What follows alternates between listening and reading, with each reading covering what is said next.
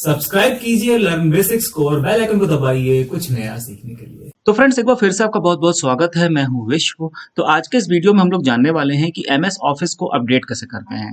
MS office मतलब Microsoft word हो गया, पावर पॉइंट हो गया या माइक्रोसॉफ्ट एक्सेल हो गया। ठीक है, इसको अगर हमें अपडेट करना हो यानी एमएस ऑफिस को हमें अपडेट करना हो तो हम कैसे करेंगे, आज के इस वीडियो में जानेंगे। तो देखिए, बहुत सिंपल है। एमएस ऑफिस अपडेट करने के लिए आप कोई भी ऑफिस का प्रोडक्ट ओपन कर लीजिए, चाहे माइक्रोसॉफ्ट वर्ड ओपन कर लीजिए, चाहे माइक्रोसॉफ्ट एक्सेल ओपन कर लीजिए या फिर पावर पॉइंट ओपन कर लीजिए। ओपन करने के बाद आपको चलना है लेफ्ट हैंड साइड में और यहाँ आपको मिलता है फाइल टैब।